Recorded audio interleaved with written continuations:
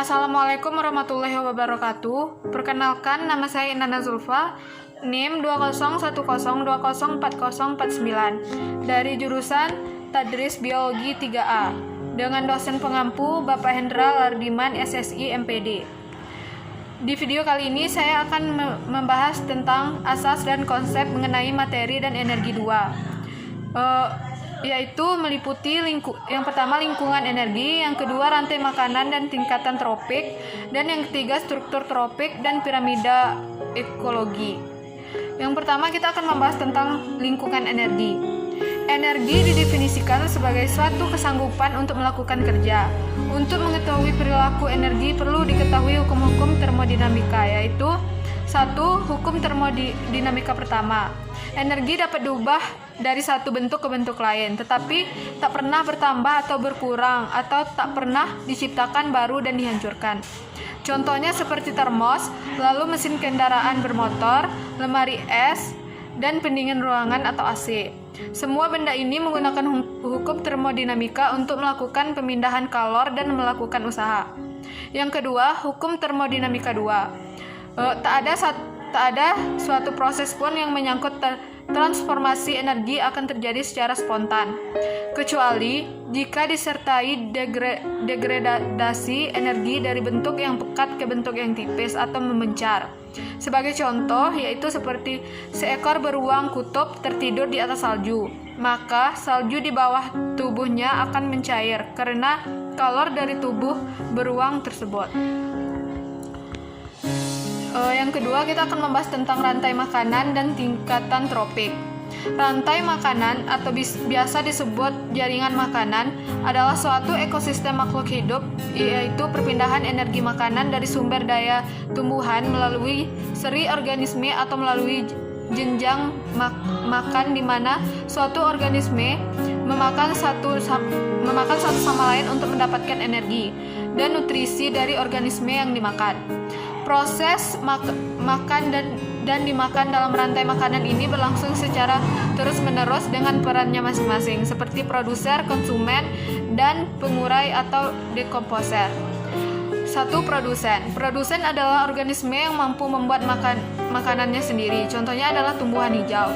Keberadaannya tidak bergantung pada ketersediaan makanan, akan tetapi keseimbangan alam. Yang kedua, konsumen. Konsumen yaitu makhluk hidup yang bergantung pada makhluk lain karena dia tidak bisa memproduksi makanan sendiri seperti produsen. Maka dari itu, untuk menjaga kelangsungan hidupnya, konsumen bergantung pada organisme lainnya. Yang ketiga, pengurai atau dekomposer. Pengurai adalah organisme terakhir dalam rantai makanan karena pengurai merupakan organisme yang mampu mengubah zat organik menjadi zat anorganik. Berikut ini adalah contoh rantai makanan: padi, tikus, ular, elang, pengurai.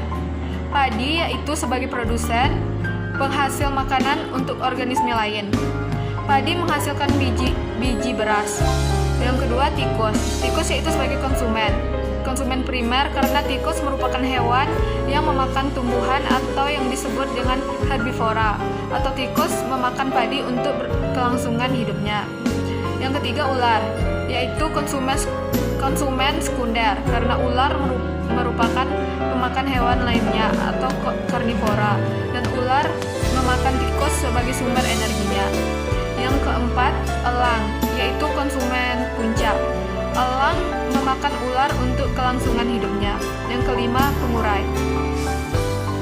Pengurai perannya mengurai elang agar zat-zat dan nutrisi yang dapat diserap kembali oleh tanah dan dapat diserap oleh tumbuhan untuk proses fotosintesis.